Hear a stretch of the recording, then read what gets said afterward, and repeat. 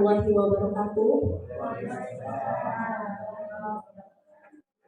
Yang terhormat Kepala SMP Negeri Islam Teknologi Rambah beserta wakil, yang terhormat Bapak Ibu rekan-rekan majelis guru sekalian. Puji syukur kehadirat Allah Subhanahu wa Ta'ala yang telah melimpahkan rahmat dan karunia-Nya sehingga kita dapat menghadiri acara sosialisasi budaya positif yang akan dibawakan oleh Bapak Akil Isa SPD. Salawat dan salam kita aturkan kepada Nabi Muhammad SAW dengan lafaz Allahumma sholli ala Sayyidina Muhammad wa ala ali Sayyidina Muhammad. Baik Bapak Ibu sekalian, izinkan saya membantu acara ini dan akan membacakan susunan acara pada siang hari ini. Yang pertama yaitu pembukaan, menyanyikan lagu Indonesia Raya, sambutan oleh Kepala Sekolah SMP Negeri Islam Teknologi Rambah. Selanjutnya sosialisasi budaya positif dan sesi tanya jawab. Sebelum kita mulai, kami persilakan kepada hadirin yang berbahagia untuk dapat berdiri untuk menyanyikan lagu Indonesia Raya.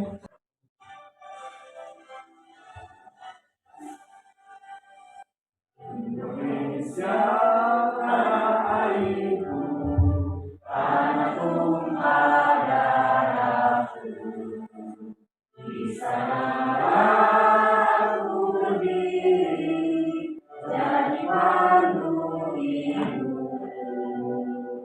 Indonesia kebangsaanku, bangsa dan tanah airku, marilah kita berseru, Indonesia bersatu. Hiduplah tanahku, hiduplah negeriku, bangsaku, rakyatku semuanya. Bangunlah jiwanya, bangunlah badannya, untuk Indonesia Raya.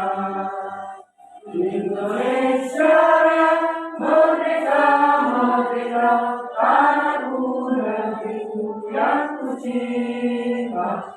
Indonesia Raya, merdeka, merdeka, hiduplah Indonesia Raya. Indonesia Raya, merdeka, merdeka, tanahku, negeriku yang ku cinta.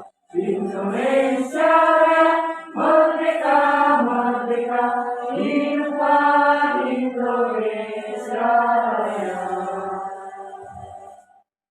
Terima kasih, hadirin dipersilakan duduk kembali. Baik Bapak Ibu sekalian, acara selanjutnya kami persilakan kepada Bapak Haji Ismail MPD untuk dapat memberikan kata sambutan. Kepada Bapak disilakan.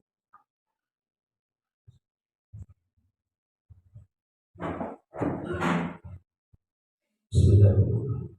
Assalamualaikum warahmatullahi wabarakatuh. Alhamdulillah, bersyukur kepada Allah Subhanahu wa Ta'ala yang pada sore hari ini kita dapat untuk sama-sama hadir di dalam ruangan ini dalam rangka acara sosialisasi tentang budaya positif bagi guru penggerak.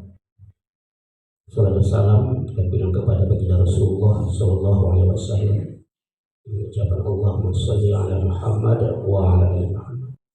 Yang saya hormati Bapak Wakil Kepala Sekolah, Bapak Ibu Majelis Guru, saudara-saudara tetap usaha, khusus pada Bapak Akil Isa sebagai narasumber kita pada sore hari ini. Di sini saya menyampaikan sedikit pandangan tentang guru penggerak. Kami tidak akan menjelaskan lagi apa itu guru penggerak, apa tujuan guru penggerak, apa tugas-tugas guru sebagai guru penggerak. Namun di hadapan kita sudah ada di sana berbudaya positif. Artinya apa? Bahwa semua kegiatan-kegiatan kita dalam proses belajar mengajar, terutama tugas guru, tidaklah sama seperti yang dulu lagi. Guru harus mampu menciptakan pembelajaran, metode-metode baru dan segala macamnya Karena bagaimanapun anak adalah objek kita yang selama ini barangkali anak itu hanya sebagai dianggap sebagai objek sampingan. Tapi setelah kita baca secara keseluruhan bahwa pada guru penggerak ini dituntut oleh negara bagaimana untuk menemukan metode-metode hal-hal baru sehingga anak-anak kita yang kita ajarkan dapat cepat mengerti dan sesuai dengan apa yang diharapkan oleh bangsa kita. Kemudian kami rasa ini juga sudah kita laksanakan sudah Bapak Ibu sekalian. Cuma kita tidak tahu apa nama barangnya. Saya yakin percaya ini merupakan penegasian daripada cara belajar siswa aktif. Sana perginya sebenarnya. Nah, kita coba untuk kita semua Bapak Ibu guru, mari kita berusaha bukan hanya Bapak Abdul sendiri saja, tapi kita semua kita mulai melangkah bagaimana supaya metode-metode pembelajaran kita itu dapat kita temukan. Ya, misalnya kalau metode diskusi tidak bisa kita jalankan, coba kita buat misalnya metode demonstrasi dan sebagainya. Hanya namanya diganti Bapak Ibu. Kalau kerja saya rasa itu saja.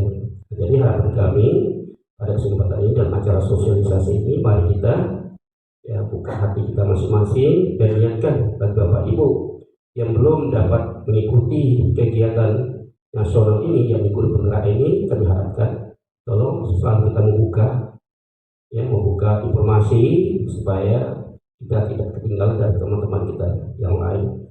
Demikian saja yang berkata sampaikan. Terima kasih atas perhatian Bapak Ibu semuanya. Mohon maaf apabila ada kesalahan. Wassalamualaikum warahmatullahi wabarakatuh. Terima kasih kepada Bapak Haji Ismail MMPD. Acara selanjutnya yaitu penyampaian sosialisasi budaya positif dan sesi tanya jawab yang akan disampaikan oleh Bapak Akil Isa SPD. Kepada Bapak Akil Isa SPD disilakan.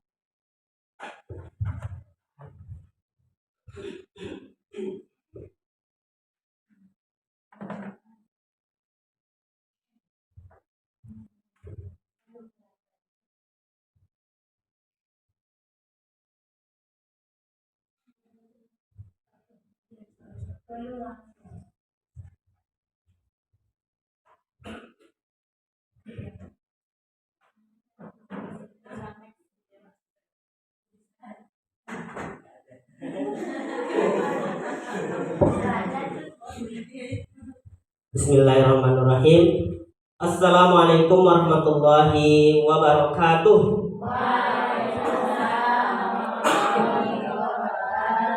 Yang terhormat Bapak Kepala Sekolah, Bapak Ibu Majelis Guru yang kami hormati, alhamdulillah, terima kasih saya ucapkan kepada Bapak Ibu. Walaupun pada siang hari ini kita mungkin berada pada suasana yang ngantuk, capek dan lelah, tapi Bapak Ibu mau menyempatkan diri untuk menghadiri undangan yang telah kami sampaikan sebelumnya dalam kegiatan sosialisasi budaya positif. Saya mengucapkan terima kasih banyak kepada Bapak Ibu. Nah, karena ini siang hari, kita maunya tetap semangat ya Bapak Ibu ya. Walaupun siang hari, walaupun siang tapi tetap semangat pagi. Dan saya yakin Bapak Ibu yang ada di sini adalah guru-guru yang hebat, guru-guru yang unggul, cerdas, kreatif sesuai dengan visi sekolah kita, unggul, cerdas, kreatif. Bukan hanya siswanya saja yang unggul, cerdas, kreatif, tapi saya yakin dan percaya Bapak Ibu yang ada di sini adalah guru-guru yang unggul, cerdas, dan kreatif. Bapak Ibu yang saya hormati, nah, budaya positif. Nah, next, Bu Nilo. Lanjut, next. Nah, ketika mendengar kata budaya positif, kira-kira apa yang terbayang dalam benak Bapak Ibu? Kebiasaan yang baik, ya bagus. Ada lagi pendapat yang lain?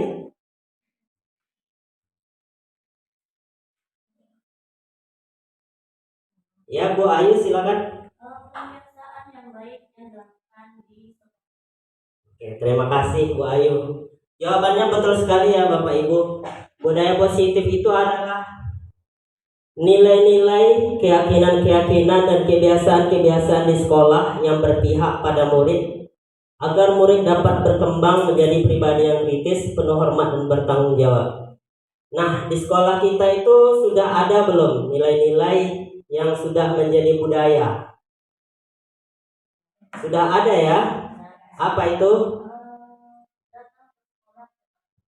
Ya, betul sekali Bapak Ibu sekalian. Di sekolah kita sudah ada nilai-nilai yang menjadi budaya yang perlu kita pertahankan dan kalau perlu kita pertingkatkan lagi. Yaitu contohnya datang ke sekolah tepat waktu, kemudian kita membiasakan juga anak didik kita untuk berdoa sebelum belajar, kemudian juga menyanyikan lagu Indonesia Raya, menghargai teman juga ya Bapak Ibu. Nah, jadi dalam materi budaya positif ini kita sebagai guru berperan sangat penting dalam menciptakan nilai-nilai budaya positif yang ada di sekolah supaya siswa itu tadi menjadi murid yang pribadi yang kritis, penuh hormat dan bertanggung jawab. Jadi nggak bisa siswa itu sendiri, perlu peran seorang guru. Nah Bapak Ibu, untuk menciptakan budaya positif dapat dilakukan dengan perubahan paradigma, disiplin positif, motivasi perilaku manusia, kebutuhan dasar manusia, keyakinan kelas, posisi kontrol guru, dan yang terakhir restitusi. Nah Bapak Ibu sekalian, perubahan paradigma belajar. Sekarang kita sudah berada pada era 4.0, mungkin sudah nggak 4.0 lagi ya Pak Dalian ya, sudah 5.0, era zaman digital. Kita juga harus merubah mindset kita, paradigma kita terhadap mengajar Bapak Ibu. Kita pada zaman dulu mungkin kita mengajar dengan cara kita kenal dengan teacher center dan ada juga student center. Nah dulu kita sering mengajar teacher center. Apa itu teacher center? Ya, pembelajaran berpusat pada guru. Jadi guru yang mengatur semuanya, guru yang mengontrol. Ini muridnya harus seperti ini, muridnya harus seperti ini, latihannya harus seperti ini. Kalau salah remedial, itu guru yang mengontrol. Nah kita sudah tidak lagi berada pada zaman itu. Kita sekarang sudah berada pada zaman generasi Z. Kita menyebutnya generasi Z. Ada generasi X, Y, dan Z. Nah generasi Z ini generasi yang lekat dengan zaman digital ya. Mereka itu sudah kenal dengan komputer, sudah kenal dengan gadget. Jadi kita juga harus merubah paradigma kita, merubah cara ngajar kita menjadi kepada berpusat kepada peserta didik. Kita harus tahu apa itu kebutuhan peserta didik. Nah, di samping itu perubahan paradigma belajar ini menurut Stephen R. Covey, bila kita ingin membuat kemajuan perlahan sedikit-sedikit ubahlah perilaku Anda. Namun bila kita ingin memperbaiki cara-cara utama kita, maka kita perlu mengubah kerangka acuan kita, yaitu ubahlah bagaimana Anda melihat dunia, bagaimana berpikir tentang manusia, dan ubahlah paradigma Anda. Kita Bapak Ibu untuk menciptakan, untuk mengubah perilaku siswa, misalnya untuk mengubah siswa itu menjadi lebih baik, kita harus dulu merubah paradigma kita Bapak Ibu. Kita juga harus mencontohkan yang baik. Kita harus mengubah pandangan kita terhadap siswa. Bukan hanya kita yang pintar segalanya. Siswa itu bisa diajak untuk menemukan ide-ide baru. Bukan mesti kita yang harus memberikan 100% materi kepada siswa. Bukan seperti itu Bapak Ibu. Kita bisa meminta siswa mencari-cari informasi, ide-ide baru, mengemukakan pendapat. seperti yang disampaikan Bapak Kepala Sekolah tadi, menemukan metode-metode yang baru gitu. Walaupun sama, cuma penyebutannya beda. Sekarang ini kita tahu banyak metode ya Bapak Ibu ya. Ada metode project, based learning, problem, dan lain sebagainya. Nah, budaya positif ini diawali dengan perubahan paradigma tentang teori kontrol. Selama ini barangkali kita sebagai guru merasa berkewajiban mengontrol perilaku siswa agar memiliki perilaku sesuai yang guru harapkan. Perwujudannya, guru sering memberikan hukuman kepada siswa yang melakukan kesalahan dan memberikan imbalan terhadap perbuatan baik yang dilakukan siswa. Jadi Bapak Ibu, terkadang kita selama ini kita berpikir, mungkin termasuk saya sendiri juga, bahwa kita itu bisa mengontrol orang lain, kita bisa mengontrol siswa, siswa itu maunya seperti apa kita, gitu. Mau kita seperti apa, mau siswa itu seperti apa, itu kita yang mengontrol. Namun ternyata hal ini tidak sepenuhnya benar Bapak Ibu. Nanti kita akan lihat selanjutnya. Nah, ini dia teori stimulus respon dan teori kontrol. Ada namanya teori stimulus respon dan ada namanya teori kontrol. Dalam teori stimulus respon ini, realitas kebutuhan kita sama. Dalam teori kontrol, realitas atau kebutuhan kita berbeda-beda. Kemudian semua orang melihat hal yang sama. Setiap orang memiliki gambaran berbeda. Kita mencoba mengubah orang agar berpandangan sama dengan kita. Dalam teori kontrol, kita berusaha memahami orang lain tentang pandangan dunia. Kemudian perilaku buruk dilihat sebagai kesalahan. Semua perilaku memiliki tujuan. Nah, nanti kita akan lihat kadang-kadang siswa itu banyak melakukan pelanggaran terhadap peraturan-peraturan. Sebenarnya ada apa di sebalik itu semua? Apakah siswa itu benar-benar orang yang nakal atau ada sesuatu di sebaliknya? Orang lain bisa mengontrol Anda. Teori kontrol hanya Anda yang bisa mengontrol diri Anda. Nah, Bapak Ibu, seperti yang saya sampaikan sebelumnya, kita terkadang bisa melihat, kita bisa mengontrol orang lain termasuk siswa. Kita bisa mengontrol siswa. Padahal ketika siswa itu misalnya kamu kerjakan tugas ini harus selesai dalam 15 menit. Itu sebenarnya kita tidak bisa mengontrol siswa itu untuk mau mengerjakan. Kenapa dia mau mengerjakannya? Karena dia membiarkan dirinya untuk dikontrol Bapak Ibu. Nanti akan ada lagi penjelasan lebih lanjutnya. Pemaksaan ada pada saat bujukan gagal. Kolaborasi menciptakan pembelian baru. Model berpikir menang kalah, model berpikir menang-menang. Nah, terkadang ini juga pemaksaan ada pada saat bujukan gagal. Siswa itu tidak mau mengerjakan sesuatu, kita paksa dia. Kamu harus seperti ini, kamu harus selesaikan tugas ini, kamu harus seperti ini. Padahal berhubung juga dengan yang mengontrol tadi, yang bagusnya kolaborasi menciptakan pemilihan baru. Lanjut.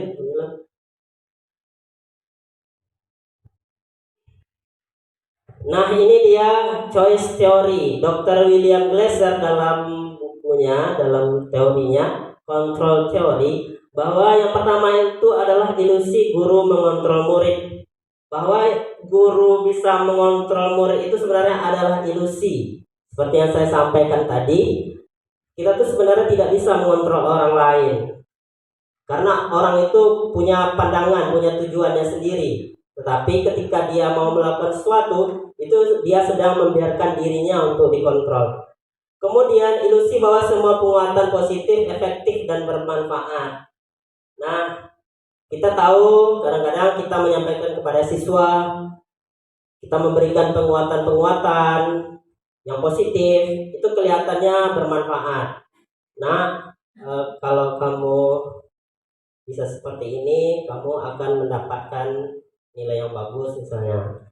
itu belum dari dirinya sendiri, tapi kita yang memberikan penguatan-penguatan. Ilusi bahwa kritik dan membuat orang merasa bersalah dapat menguatkan karakter. Nah, juga kita kritik anak-anak kita, membuat dirinya merasa bersalah. Kamu ini, misalnya dalam kasus selalu mengerjakan yang terakhir, siswa selalu mengerjakan yang terakhir. Kamu ini selalu mengerjakannya paling terakhir.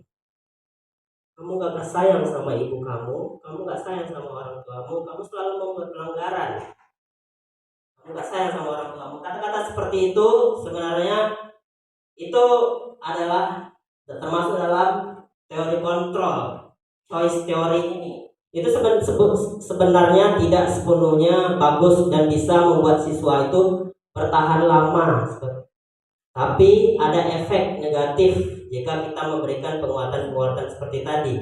Kemudian ilusi bahwa orang dewasa memiliki hak untuk memaksa. Nah, ini juga bukan hanya murid-murid kita, anak-anak kita di rumah juga kita paksa ya Bapak Ibu ya. Kamu harus makan segini, harus makan, harus belajar. Di sekolah harus belajar, dipaksa anaknya. Padahal itu bukan juga hal yang efektif untuk mengubah siswa. Nanti kita akan lihat lanjut. Nah, kita menuju ke disiplin positif. Nah, Bapak Ibu, ketika mendengar kata disiplin ini, biasanya orang akan menghubungkan dengan hukuman, dengan tata tertib, dengan peraturan-peraturan. Namun sebenarnya disiplin ini bukan seperti itu Bapak Ibu. Disiplin berasal dari kata disiple yang artinya belajar. Ada juga yang mengartikan murid. Nah, jadi disiplin itu belajar, bukan tata tertib, bukan yang berhubungan dengan hukuman. Tujuan dari disiplin positif adalah menanamkan motivasi pada murid untuk menjadi orang yang mereka inginkan dan menghargai diri sendiri dengan nilai-nilai yang mereka percaya tanpa terpengaruh adanya hukuman atau hadiah, sehingga berpengaruh pada motivasi intrinsik jangka panjang. Mereka akan tetap berperilaku baik berlandaskan nilai-nilai kebajikan yang mereka hargai. Jadi ketika murid itu sudah percaya dengan sesuatu nilai kebajikan, maka akan muncul dari dalamnya motivasi internal atau motivasi intrinsik. Nah, inilah yang kita inginkan dalam disiplin ini, bukan paksaan harus berangkat jam 7, misalnya kan jam 7 atau sebelum jam 7 sudah harus ada di sekolah. Tetapi kita inginkan yang terbaiknya adalah siswa itu tahu nilai yang ada di dalamnya. Kenapa saya harus berangkat sebelum jam 7? Jadi itu yang kita inginkan, bukan paksaan. Bukan dia takut karena dihukum atau takut karena ketidaknyamanan atau dia dapat hadiah misalnya. Bukan seperti itu, tapi memang dari dirinya sendiri. Dia yang paham, dia sudah tahu bahwa ada nilai-nilai kebaikan jika saya berbuat seperti ini. Jika saya rajin belajar, maka ada seperti ini, bukan paksaan dari gurunya. Lanjut, Bu Nilam. Nah, Bapak Pendidikan kita Ki Hajar Dewantara menyatakan bahwa di mana ada kemerdekaan, disitulah harus ada disiplin yang kuat.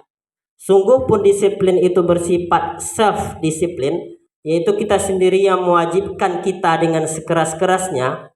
Tetapi itu sama saja, sebab jikalau kita tidak cakap melakukan self-disiplin, wajiblah penguasa lain mendisiplinkan diri kita. Dan peraturan demikian itulah harus ada di dalam suasana yang merdeka. Di situ Ki Hajar menyatakan bahwa untuk mencapai kemerdekaan atau dalam konteks pendidikan kita saat ini, untuk menciptakan murid yang merdeka, syarat utamanya adalah harus ada disiplin yang kuat. Disiplin yang dimaksud adalah disiplin diri yang memiliki motivasi internal. Jika kita tidak memiliki motivasi internal, maka kita memerlukan pihak lain untuk mendisiplinkan kita atau motivasi eksternal, karena berasal dari luar bukan dari dalam diri kita sendiri. Jadi Bapak Ibu,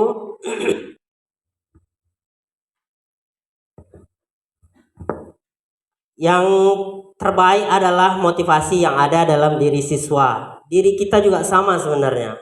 Misalnya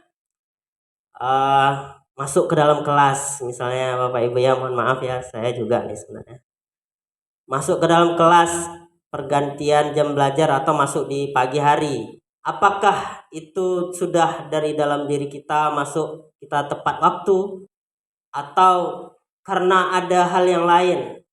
Karena ada motivasi eksternal, karena takut sama kepala sekolah misalnya, takut CCTV, takut hal lain.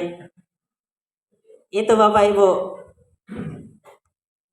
Juga materinya sama, saya juga. Apakah sudah, mungkin tanyakan dalam diri kita masing-masing, apakah sudah motivasi kita itu motivasi dari dalam? Kita melihat siswa itu sudah perjuangannya bangun pagi, misalnya harus bangun pagi, harus sholat dan menuju ke sekolah, tiba-tiba kita terlambat.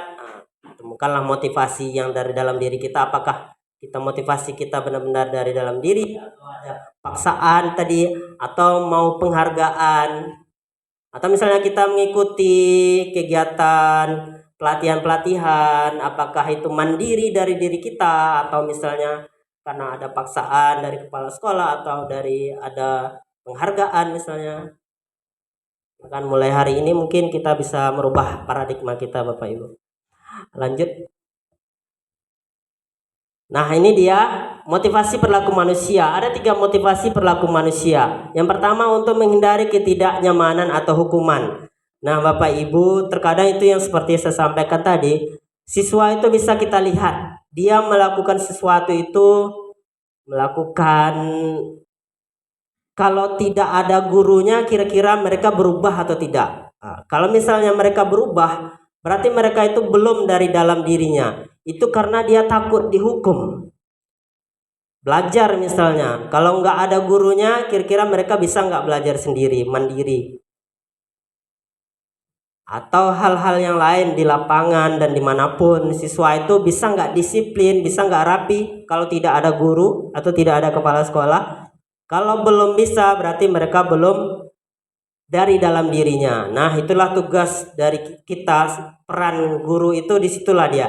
Kita tiap hari bisa kita tanamkan nilai-nilai, kita beri mereka pemahaman yang baik, sehingga mereka itu motivasinya dari dalam, bukan karena paksaan, bukan juga karena ingin mendapatkan imbalan atau penghargaan orang lain, bukan karena ingin dipuji, wah bagus gurunya ini disiplin, tapi karena ingin dipuji.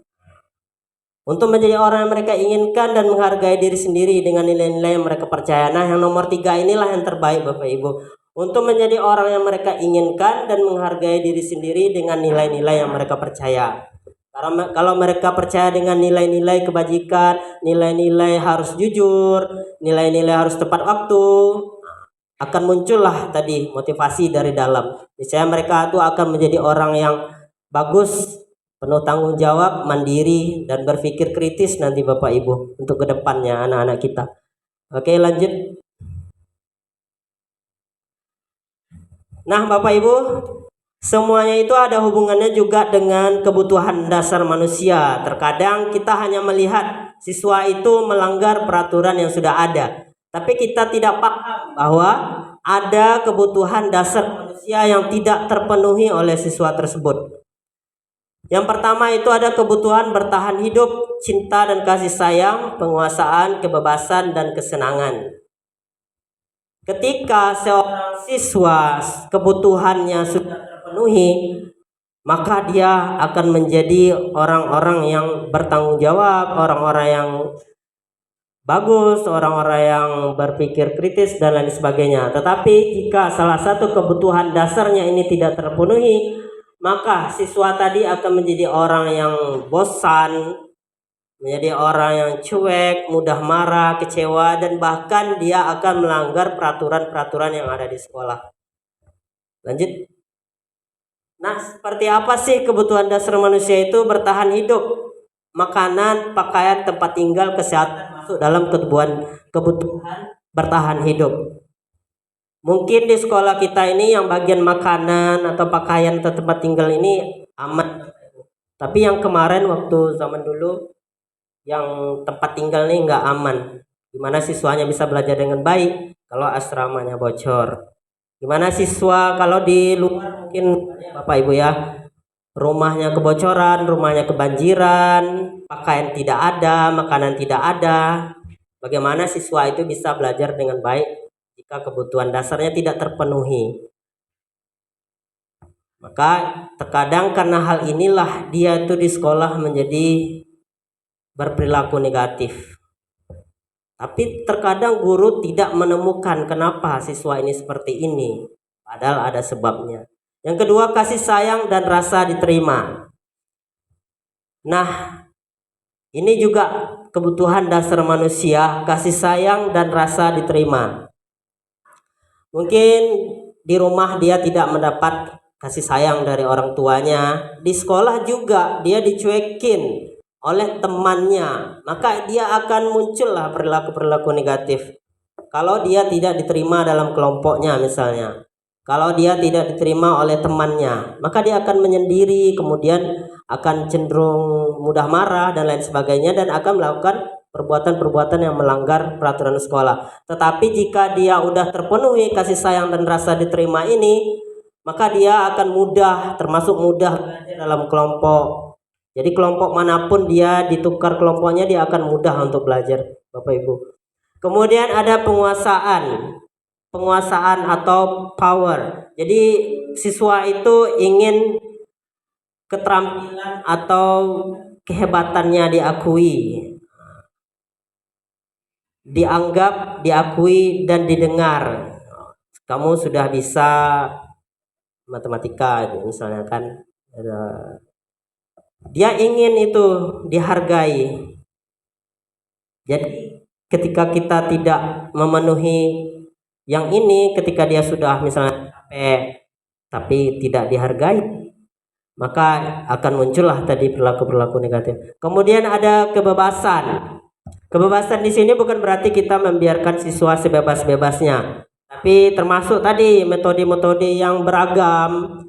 Apalagi kita tahu itu siswa itu kecerdasannya beragam, kita bisa membuat berbagai macam metode. Untuk siswa yang suka berlari-lari kinestetik, kan kita perlu membuat metode yang ada berlari-larinya atau berkegiatan. Dia tidak akan bisa duduk dengan tenang, dengan rapi, karena memang kecerdasannya bukan yang itu. Jadi sebagai guru itulah tantangan bagi kita, merubah paradigma kita, memenuhi kebutuhan siswa. Siswa itu belajarnya seperti apa, sebenarnya kita juga harus tahu Bapak Ibu, untuk menjadikan siswa itu siswa yang bagus dan juga guru yang baik itu sebenarnya kita harus tahu juga kebutuhan siswa, gaya belajarnya seperti apa. Jadi ketika sudah sesuai maka dia akan bagus. Tapi jika tidak, misalnya yang suka belajar sambil ada mendengarkan musik, jika kita tidak berikan, maka dia tidak akan belajar dengan baik. Kemudian ada kesenangan. Nah, Bapak Ibu, gimana rasanya bisa kita bayangkan hidup tanpa rasa senang? Sangat tersiksa sekali ya Bapak Ibu ya. Nah, siswa itu, anak-anak itu adalah masanya bermain, humor, tertawa. Jadi bukan hanya guru olahraga yang bisa bermain, tapi guru-guru yang lain juga. Jangan lagi kita mengajar secara teacher center lagi, fokus guru yang menjelaskan, siswa duduk tertib, bukan seperti itu. Tapi sudah mengajar siswa yang generasi yang sudah tahu komputer. Kita bisa hubungkan Kita bisa jangan bosan-bosan, jangan terfokus pada materi, tapi diselingi boleh dengan ice breaking supaya siswa yang kebutuhan dasar untuk kesenangan ini terpenuhi Bapak Ibu. Bisa misalnya 5 menit kita bisa kasih mereka ada games dalam kelas. Itu sangat bagus sekali Bapak Ibu. Oke, lanjut.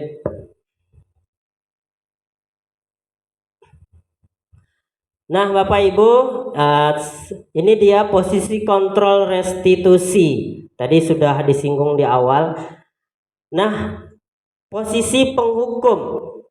Posisi penghukum biasanya guru itu bisa menggunakan fisik maupun verbal. Dia akan marah-marah. Contoh kalimat yang sering diucapkan guru, kamu selalu salah. Misalnya siswa terlambat, kamu aja yang selalu salah. Udah berapa kali dibilang, udah berapa kali dikasih tahu, kamu aja yang selalu terlambat. Nah, itu posisi gurunya berada pada posisi penghukum. Dampaknya adalah murid menjadi pendendam, tidak menyukai guru atau mata pelajaran yang diampu. Nah, kalau ada murid yang nggak suka belajar dengan kita, itu barangkali kita pernah marah, pernah menghukum dia. Murid menjadi pendendam, tidak menyukai guru atau mata pelajaran yang diampu. Ini bukanlah posisi kontrol yang baik bagi seorang guru. Yang kedua, posisi membuat pembuat merasa bersalah. Biasanya guru bersuara lembut ketika siswa melanggar sesuatu ya, hening, tetapi orang lain merasa tidak nyaman. Contoh, ibu sangat kecewa sekali dengan kamu, lembut dia. Pada posisi ini, murid mendapat penilaian buruk tentang dirinya. Jadi dia akan berpikir, apa gunanya saya nih, saya selalu melanggar. Dia akan berpikir dalam dirinya seperti itu, bahwa dia menjadi orang yang gagal. Murid akan membuat dirinya merasa bersalah, rendah diri dan menarik diri dari lingkungan, tidak menyukai guru atau mata pelajaran yang diampu. Yang ketiga, ada posisi teman. Biasanya guru tidak menyakiti murid, namun tetap berusaha mengontrol murid melalui persuasi. Adanya hubungan komunikasi yang baik antara guru dan murid. Contoh, ayo bantulah demi ibu atau bapak.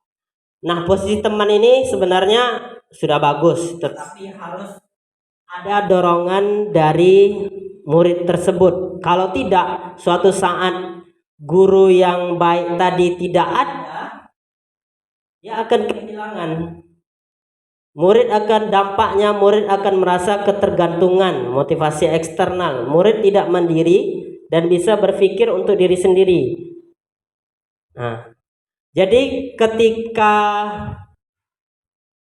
posisi teman ini, ketika dia nanti misalnya terlambat, biasanya yang terlambat misalnya guru piket, Bu Siti. Bu Siti selalu berposisi sebagai posisi teman. Ketika nanti tidak ada lagi Bu Siti, maka dia akan cenderung berubah. Dia akan menjadi nakal lagi, dia akan terlambat lagi. Seperti itu Bapak Ibu. Lanjut. Posisi pemantau. Biasanya guru mengawasi dan bertanggung jawab atas pelaku yang diawasi. Contoh, peraturannya apa yang telah kamu lakukan. Dampaknya, murid akan menghitung konsekuensi dan hadiah tanpa memahami sepenuhnya nilai kebajikan yang dituju, tidak sepenuhnya mandiri. Nah, murid itu dipantau, terus murid itu ya dipantau. Jadi ketika murid itu selalu dipantau, dia itu motivasinya bukan motivasi dari dalam dirinya, karena dia takut, karena lagi dipantau seperti itu. Posisi yang paling bagus adalah posisi manajer. Posisi manajer biasanya guru berbuat sesuatu bersama murid, mempersilahkan murid mempertanggungjawabkan perilakunya dan mendukung murid untuk menemukan solusi permasalahannya sendiri. Contoh, apa yang kita yakini, apa rencana kamu untuk memperbaikinya? Nah, Bapak Ibu, ketika siswa sudah paham terhadap nilai-nilai yang terkandung terkandung di dalam sesuatu, misalnya peraturan atau yang harus dilakukannya, ketika dia melanggarnya, dia akan tahu bahwa dia itu salah. Dia nanti akan menjadi murid mandiri, murid dapat memecahkan masalahnya sendiri. Karena di sini dia sudah paham akan nilai-nilai yang terkandung di dalam sesuatu kebajikan. Misalnya ketika dia terlambat ke sekolah, ketika dia melanggarnya, dia akan tahu bahwa dia sedang melanggar, tidak pandai menghargai waktu misalnya. Dia akan tahu dan dia akan merubah dirinya sendiri tanpa harus dipantau, tanpa harus dihukum dan lain sebagainya, karena dia sudah tahu dan sudah paham akan hal itu. Maka mungkin itulah tugas kita bersama Bapak Ibu, memahamkan mereka, memberikan mereka setiap hari motivasi-motivasi, nilai-nilai, memahamkan mereka terhadap nilai-nilai suatu kebajikan. Lanjut.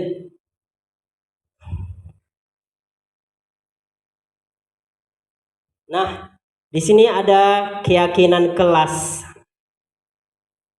Sekarang timbul pertanyaan, kira-kira mengapa harus keyakinan kelas? Mengapa tidak peraturan kelas? Ada yang tahu nggak Bapak Ibu? Ya Bu Samroh.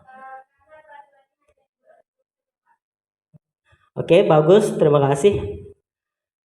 Ada pendapat yang lain? Ya Bapak Ibu, karena biasanya peraturan ini ditulis atau dibuat oleh seseorang saja tanpa melibatkan semuanya. Jika keyakinan kelas atau keyakinan sekolah itu harus melibatkan seluruhnya. Keyakinan kelas adalah nilai-nilai kebajikan universal yang disepakati secara tersirat dan tersurat dan menekankan pada keyakinan seseorang untuk memotivasi dirinya dari dalam. Jadi kalau peraturan biasanya, misalnya contohnya seperti ini Bapak Ibu.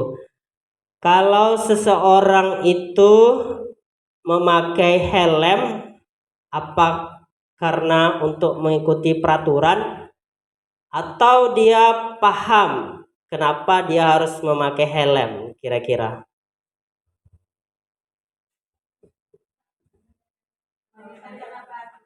Kebanyakan karena peraturan. Jadi mereka belum paham terhadap nilai-nilai yang ada terkandung di dalamnya. Kalau dia sudah paham, tanpa ada polisi misalnya, tanpa ada takut kena tilang, dia akan tetap memakai karena dia paham nilainya, karena di situ dia akan selamat jika memakai helm. Sama juga memakai masker juga. Dulu zaman COVID-19 kita memakai masker apa karena kita paham kenapa kita pakai masker demi kesehatan atau karena peraturan saja? Kalau kita yakin terhadap memakai masker karena demi keselamatan, yang disebut dengan keyakinan kelas, bukan peraturan. Karena kita tahu dengan memakai masker kita akan terhindar dari virus-virus dan bakteri-bakteri. Lanjut.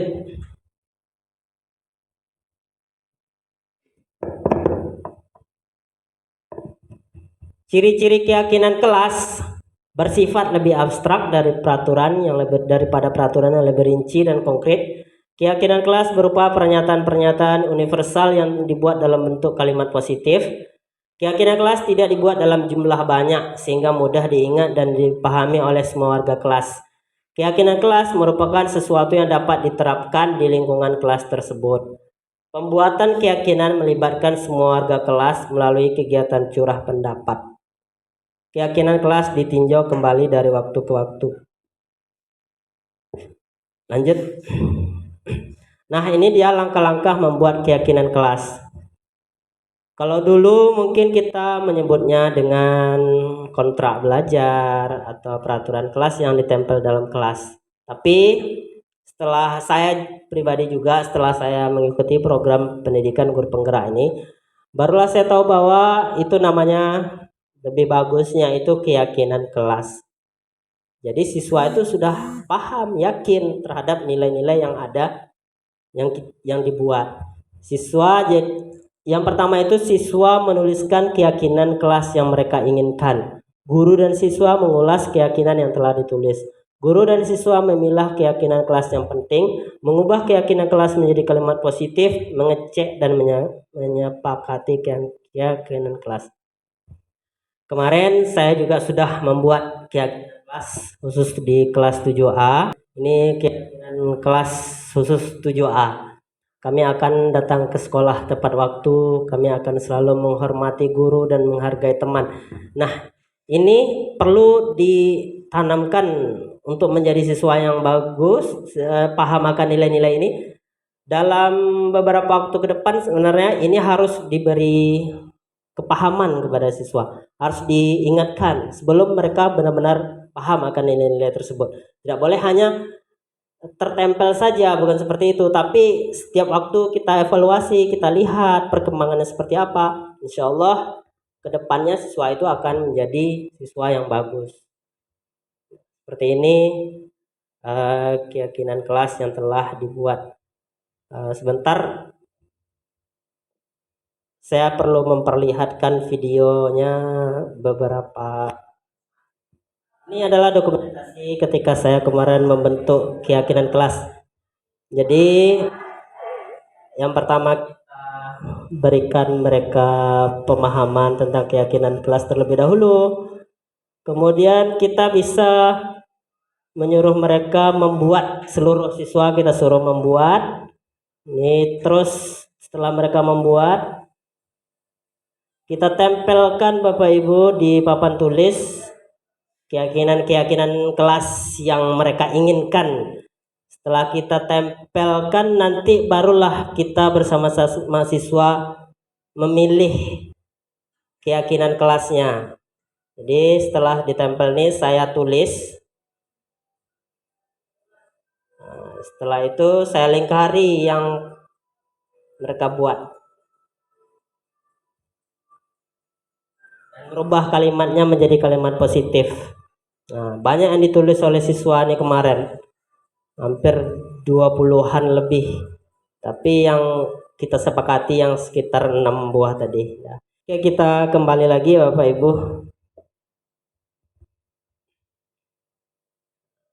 Yang terakhir nih materinya, ya itu udah lanjut. Segitiga restitusi.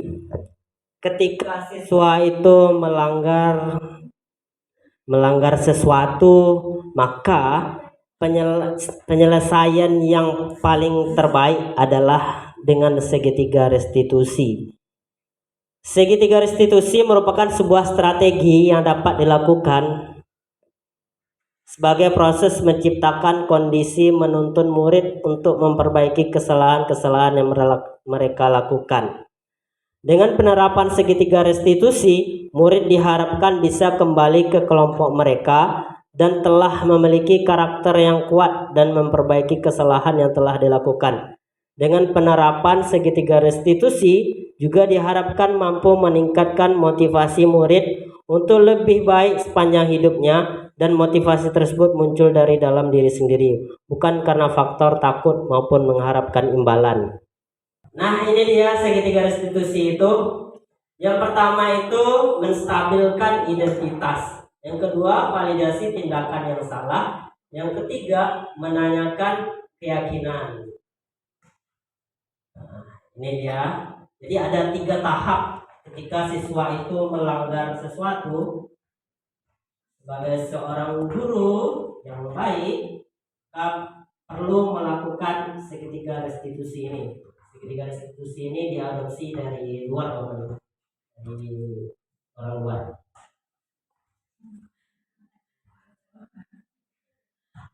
Nah, ini dia menstabilkan identitas. Nah, ketika siswa itu melakukan kesalahan, maka kata-kata dari gurunya adalah, nah, berbuat salah itu wajar. Tidak ada manusia yang sempurna. Bapak atau ibu juga pernah melakukan itu. Bapak atau ibu tidak mencari siapa yang salah, tapi mencari solusinya. Kamu berhak merasa begitu. Ketika dia salah itu dia identitas stabil dia emosinya, jadi nggak langsung marah-marah. Kita stabilkan. Jadi buat salah itu wajar. Misalnya siswa ini kontak. Ya, nanti ada videonya juga. Saya sudah buat. Tidak ada manusia yang sempurna. Dari yang melakukan kesalahan kita sampaikan seperti itu. Jadi orang itu bisa berbuat salah. Kamu, kita juga pernah salah, pernah mencontek juga benar. Lanjut. Validasi tindakan yang salah. Nah, ini dia tadi karena dia melakukan kesalahan. Kamu pasti punya alasan mengapa melakukan seperti itu. Kamu patut bangga karena melindungi yang penting bagimu. Kamu lakukannya karena melindungi sesuatu yang penting bagimu. Ketika siswa itu misalnya mencontek, kita menyampaikan kata-kata, kamu pasti punya alasan mengapa melakukan ini. Maka dia akan menjawab, saya ingin mendapat nilai yang bagus, saya ingin membuat orang tua senang misalnya. Nah, barulah nanti yang terakhir setelah kita tanyakan, lalu kita arahkan dia. Kamu melakukan itu ingin mendapat nilai yang bagus, tapi dengan cara yang salah, dengan mencontek. Coba kamu belajar dari rumah, belajar di asrama dengan baik. Kamu tidak perlu mencontek, kamu yakin dengan diri sendiri. Lanjut. Menanyakan keyakinan. Nah, kalau dia tidak paham tadi dengan keyakinan mencontek itu tidak bagus, melanggar peraturan itu tidak bagus, terlambat itu tidak bagus. Kalau dia sudah paham, maka kita tanyakan apa keyakinan kelas kita, apa keyakinan kelas, keyakinan sekolah, nilai-nilai apa yang disepakati bersama, seperti apa gambaran sekolah kelas yang dilalui kamu ingin menjadi orang yang seperti apa. Ya, ini saya lihat videonya sebentar ya.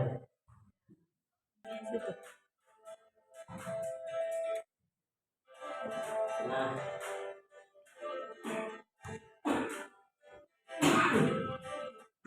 ketika saya mengadakan PH atau ulangan, saya melihat salah satu murid yang sesekali menunduk ke arah bawah. Saya pun menghampirinya dan ternyata murid tersebut mencontek, melihat catatan kecil. Saya pun memanggilnya karena yang dilakukan murid tersebut tidak sesuai dengan kesepakatan kelas atau keyakinan kelas tadi. Lalu saya panggil, terus saya tanyakan seperti yang tadi.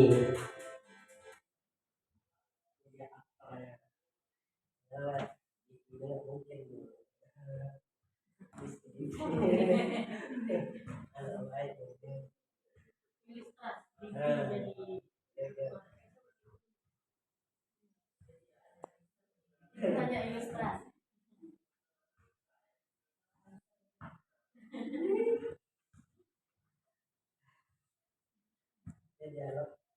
Udah ngapal kan?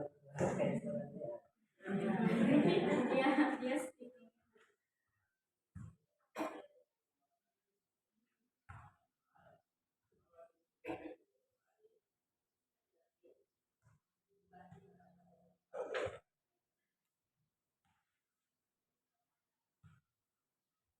Nah, ini sudah terdengar kali suaranya Bapak pun kira-kira seperti inilah. Kemudian menanyakan keyakinan. Tanpa ada marah-marah Bapak Ibu. Ada speaker ya.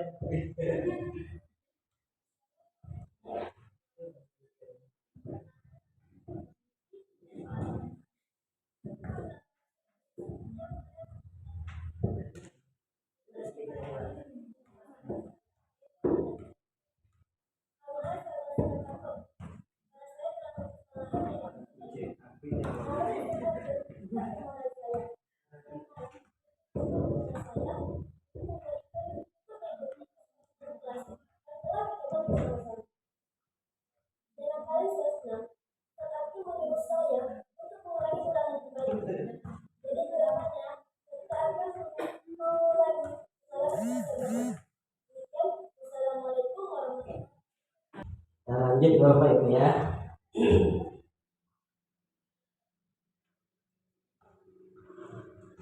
Habis materinya itu yang terakhir. Setelah materi keyakinan kelas selesai.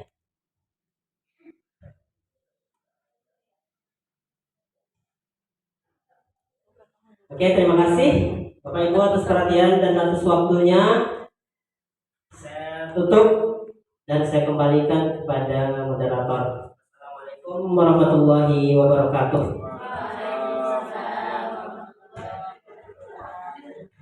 Terima kasih kami ucapkan kepada Bapak Akilisa SPD. Baik Bapak Ibu sekalian, kami persilakan kepada Bapak Ibu jika ada yang ingin ditanyakan pada materi sosialisasi budaya positif ini, kami persilakan. Ya, silakan Ibu.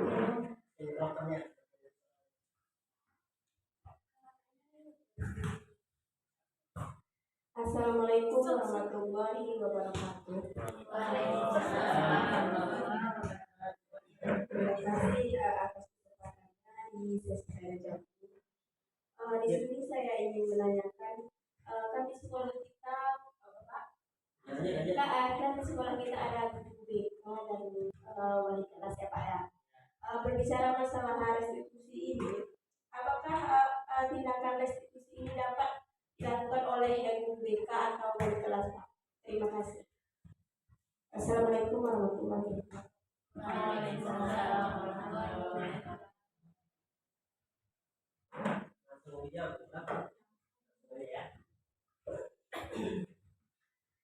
Terima kasih Bu Inal, pertanyaan yang bagus sekali. Beri tepuk tangan dulu untuk Bu Inal. Pertanyaannya tadi, jika di sekolah itu ada guru BK, seperti sekolah kita kan ada guru BK atau wali kelas. Nah, jika siswa melanggar peraturan, apakah bisa juga guru BK yang menyelesaikannya? Seperti tadi ya, yang keyakinan, yang segitiga restitusi tadi. Jawabannya bisa Bapak Ibu, tergantung waktu dan tempatnya itu di mana. Ketika tadi contohnya kalau di dalam kelas ketika jam saya tadi ketika ulangan, karena itu kebetulan ketika saya yang sedang mengalami, maka langsung saja saya yang memanggil anak tersebut. Saya panggil di ruangan lain, saya lakukanlah segitiga restitusi tadi. Tapi beda kasusnya kalau misalnya kejadiannya tidak ketika guru menerapkan atau ketika guru mengajar, misalnya di lapangan, dia ketika jam istirahat melanggar atau contohnya lah kelahi misalnya ya, itu bisa guru BK yang memanggil nanti, lakukanlah segitiga restitusi, atau langsung kepala sekolah juga bisa juga, bukan hanya guru mata pelajaran atau wali kelas juga, tergantung kondisi dan waktunya dan permasalahannya apa. Demikian. Bagaimana dengan Bu Ina? Alhamdulillah.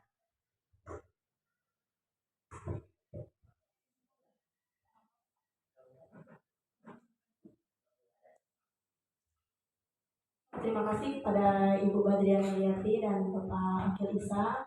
Baik Bapak Ibu sekalian, masih ada lagi pertanyaan mengenai sosialisasi budaya positif ini?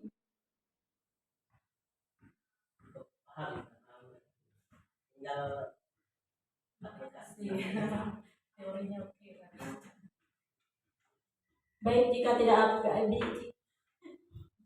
baik Bapak Ibu sekalian, jika tidak ada, akan kami tutup. Kami berharap kepada Bapak Ibu sekalian agar dapat menerapkan budaya positif ini di sekolah kita. Saya akhiri, wabillahi taufiq wal hidayah. Wassalamualaikum warahmatullahi wabarakatuh.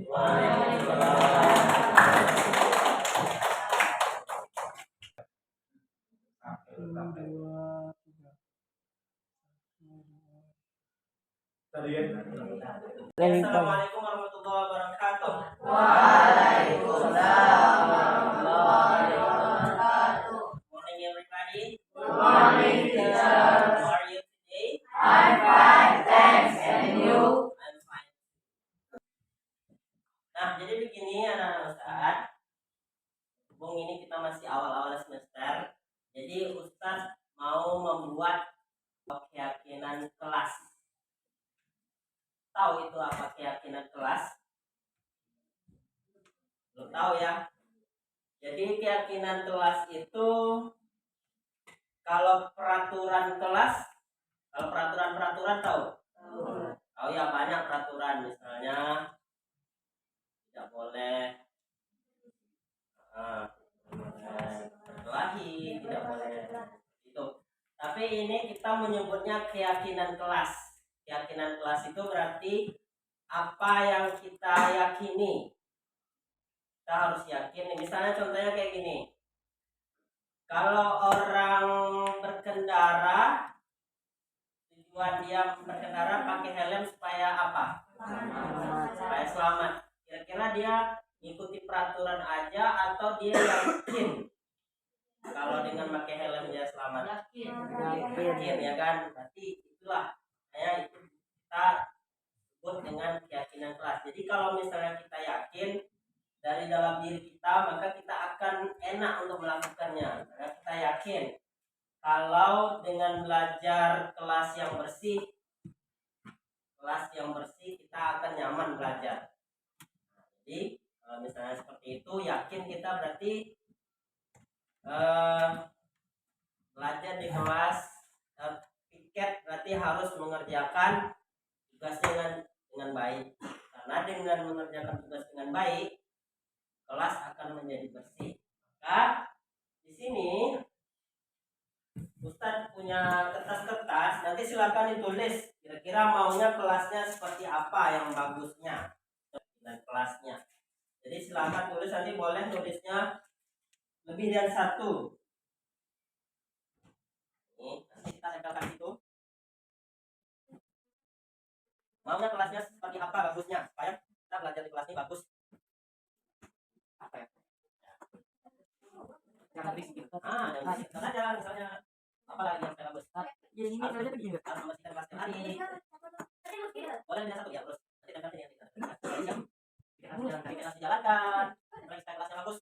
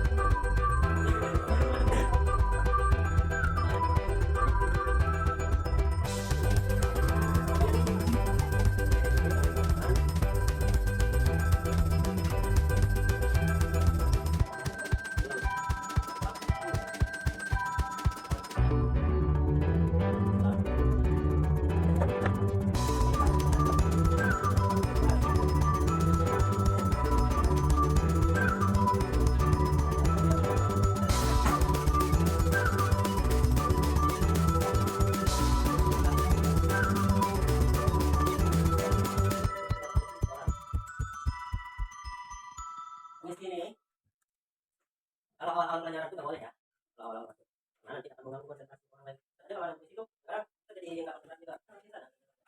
Nah, jadi kalau kita di situ pas menit-menit kita mau bertanya boleh. Ya nomor tadi ya, datang tepat datang, ulang juga. 14 tidak memotong pembicaraan berarti sama dengan menghargai pendapat orang lain, tidak memotong pembicaraan. Nomor 16 tertib dalam belajar. Oke. 19 pergi dan pulang waktu sama dengan ini.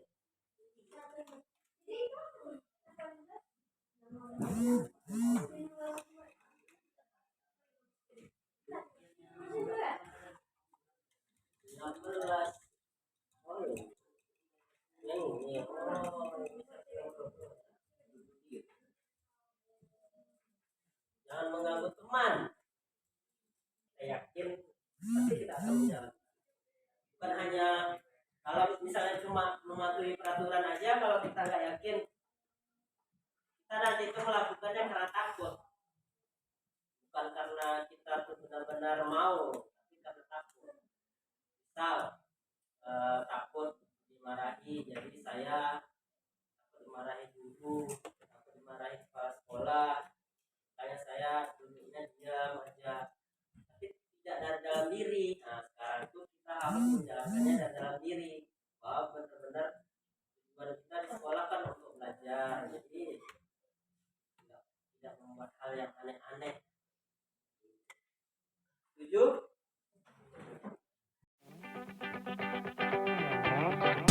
Assalamualaikum warahmatullahi wabarakatuh. Perkenalkan, nama saya Sawalifi dari kelas 7A. Saya akan memberikan refleksi tentang keyakinan kelas yang telah kami susun dan kami sepakati bersama Ustaz Akil SPD. Menurut saya, keyakinan kelas akan melatih siswa menjadi disiplin dan bertanggung jawab. Keyakinan telah kami buat akan menjadi budaya positif, bukan hanya di kelas, tapi bisa di sekolah, di asrama, jadi dimanapun kami berada. Hal tersebut akan menjadi membudaya. Demikian, wassalamualaikum warahmatullahi wabarakatuh.